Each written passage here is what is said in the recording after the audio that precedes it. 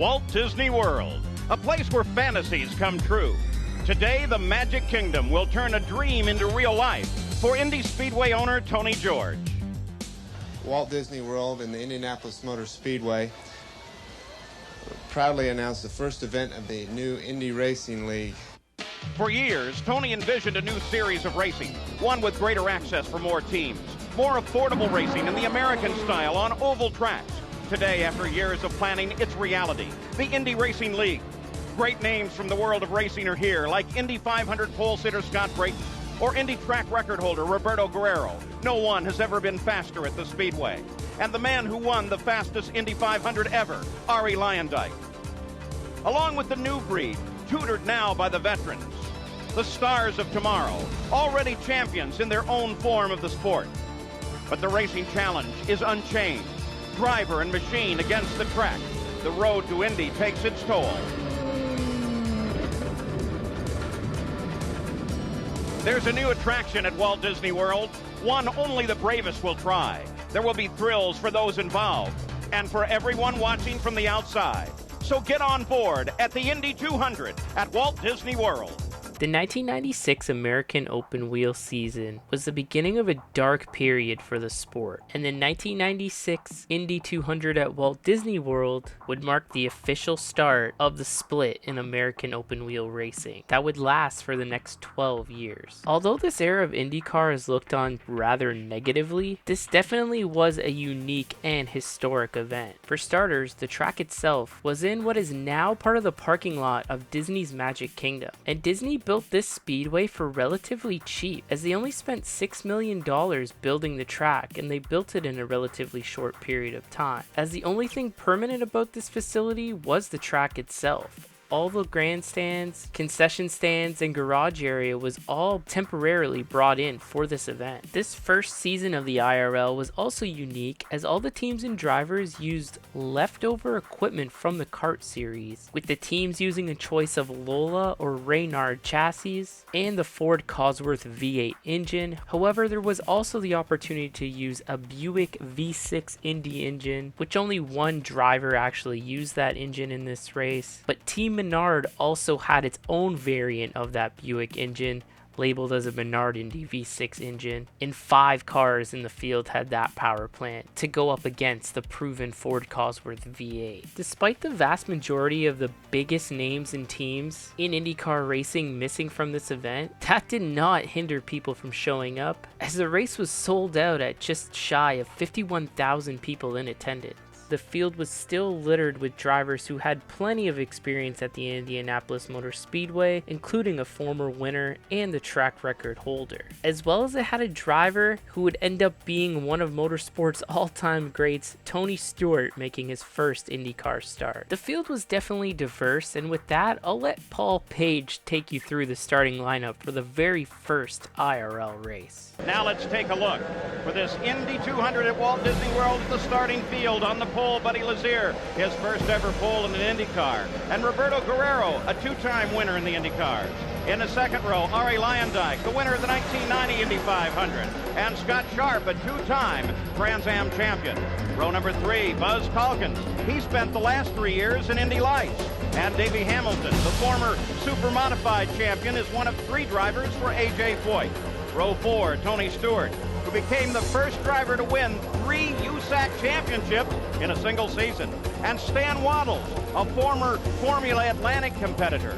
In the 5th row, Stefan Gregoire. He competed in the 93 Indy 500. And Scott Brayton, who has more Indy 500 starts than any active driver. In the 6th row, Lynn St. James, who started the last 4 Indy 500s. And Mike Groff, who has over 50 career starts in an IndyCar. The 7th row is Robbie Buell, the winner of last year's Indy Lights race in Detroit. And Michele Alboreto, the winner of 5 Formula One races, including 2 in the United States. The 8th row, Johnny O'Connell, a former IMSA champion, and John Paul Jr., the winner of the 83 Michigan 500. In the 9th row, Johnny Parsons, the son of the 1950 Indy 500 winner. And Dave Coudrave, he has 8 previous IndyCar starts. The last row, Richie Hearn, last year's Formula Atlantic champion, starting in a backup car. And the position belongs to Eddie Cheever, a 6-time Indy 500 starter, also starting in a backup car as we look at those cars in that very last position. Buddy Lazier leads the field to green to kick off the IRL era of American open wheel racing. The cars now begin to pull alignment. Johnny Rutherford in the pace car is well ahead. The pole sitter picks up the pace as they come off of turn 2 and head for turn 3. Watch up in the right-hand corner of the screen. The dream is real. The green flag is out from Wayne Sweeney, and Buddy Lazier jumps into the lead. Well, Buddy really jumped that one, Paul. He must have had 10 car lengths up. I'm surprised they threw that flag out. Well, I'm surprised too, but look who's in second place was Arie Luyendyk, moved up as well in front of Roberto. Arie Luyendyk drums up from the second row, and he closes in now behind Buddy Lazier as the first lap is already in the record book. 200 miles, 200 laps lie ahead. The first 17 laps of the race would go caution-free until a commercial break where Richie Hearn found himself in trouble and would bring out the first yellow flag in the IRL. Here we go, he goes up, everything looks okay, he starts to go right there. The car's already starting to move on him. He goes a little bit further, now you see the back end just gone. At that point, he's gone. He's just on the brakes now trying to stop it and not make any contact. So Richie Hearn becomes the first casualty of the day, the first contact, not with the wall, but with the inside armco, as you can see right there. He's okay and climbed out of the car, but boy, a terrific run comes to a sudden end and a lot of hopes. Buddy Lazier is still the leader, followed by Arie Luyendyk. But Tony Stewart in the 20 car, he's moved up from 7th place and is now in 3rd, followed by Guerrero, Sharp, Calkins, and Hamilton. The pace picks up, and the green's back out. Moving a battle for second place, it becomes a 3-way fight. Arie Luyendyk trying to hold off the charge.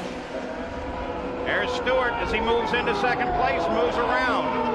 That was a good pass. It was on the outside. That's the stuff. There's your sprint car racing experience right there. Nice pass by Stewart. Tony Stewart with a nice move on the restart, taking advantage of the lap car that held up Arie Luyendyk, taking the second spot away and beginning his pursuit of Buddy Lazier. And it wouldn't take long for Tony to track him down and take the lead on lap 29. Back at the front of the field, Buddy Lazier, the purple 91 car, and that's Tony Stewart in the 20 car.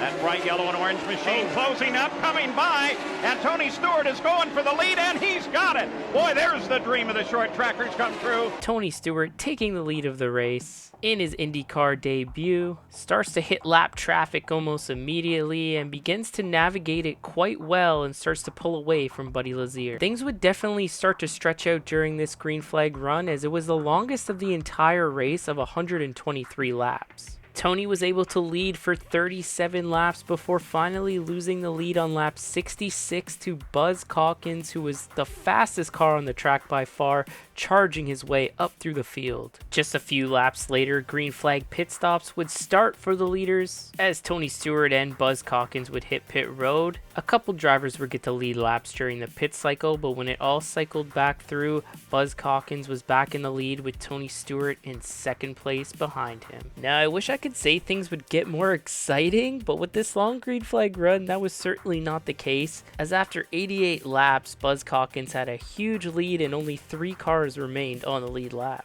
And at just past the halfway point, only 2 cars remained on the lead lap, Calkins and Stewart, with Calkins being anywhere from 18 to 20 seconds ahead of Tony Stewart. The second yellow of the day would finally come out on lap 146 as the 17, Stan Waddle, found himself in trouble, and this would help Tony Stewart tremendously, who was slowly closing that gap between him and Calkins, but this would be a huge help. Unfortunately, there was no replay of this incident, but Buzz Calkins would lead the field back to green on lap 151. As we go back to green flag racing with Buzz Calkins at the start of the field. You heard Lori Garrett say that he's proud of this kid and thinks that he has the moxie to go all the way. Stewart came across the line, of course, on the restart, close behind. And Robbie Buell is on a lap of his own, 1 lap down. Just 27 laps later, the IRL would go 3 for 3 of having the caution come out during a commercial break, as the 14 car of Davey Hamilton found himself in the wall in turn number 2. Coming in here, and you'll see him, he's turning, and then boom, the car just changes direction. He can't turn it anymore. Something went wrong there.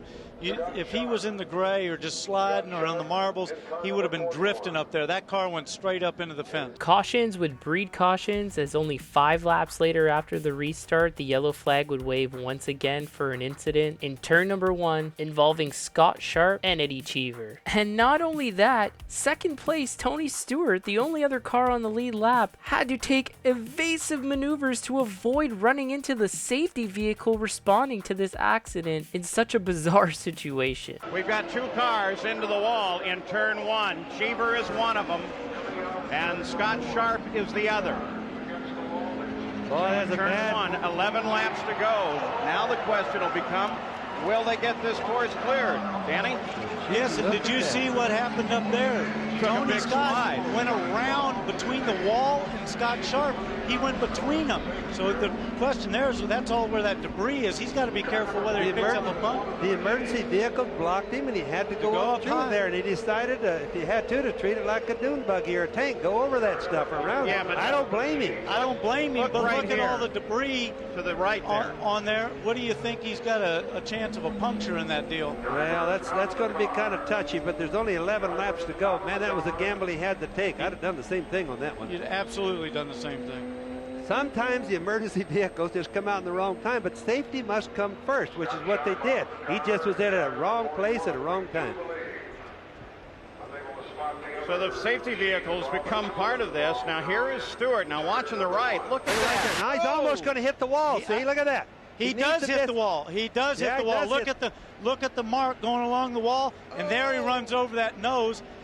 There's literally no choice, though. There was no other place to go. He got caught in there, and that was it. Look at him. He almost got the truck right there, too. Yeah, what the driver of that emergency vehicle thought when he took that step out. I'm proud of him. He never gave up. And he comes down. Eddie said, we're on board with Eddie here. All right, we're coming down into turn 1. He's going in there. Sorry, that was turn 3. There's the start-finish line. Boom. He got hit, obviously. Boy, you know what? That's almost an exact replay of what happened yesterday, Daddy. Yep. Yeah. So Eddie Cheever gets loaded into the ambulance.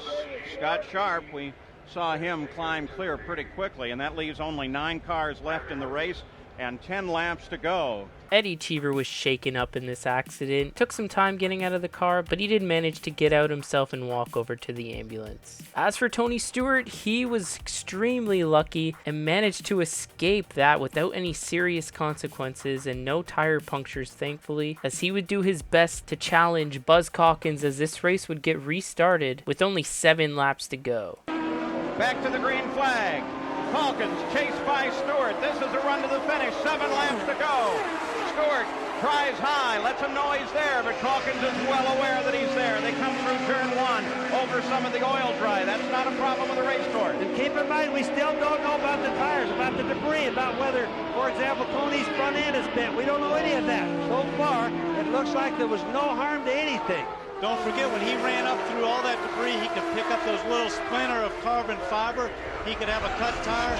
Anything can happen in the next couple laps. But this is the real shootout between a Menard engine, which is like the Buick, or the Cosworth. Cosworth in the red car. There's a Menard right behind. As Buzz Calkins turns across the start-finish line. Now, a little less than a mile to go for his date with the history book. All up to the handling. So Buzz Calkins is about to join the likes of Wilbur Shaw at Milwaukee and A.J. Foyt at Phoenix, Jim McElreath at Ontario, as the first race winner at a brand new racetrack, Walt Disney World Speedway, and Buzz Calkins has taken it. Buzz Calkins, his dad celebrates now. Kenny Anderson celebrating, 24 years old, from Denver, Colorado. And Tony Stewart comes up and gives him a salute as he finishes in second place. Robbie Buell was able to hold off Michele Alboreto to the flag.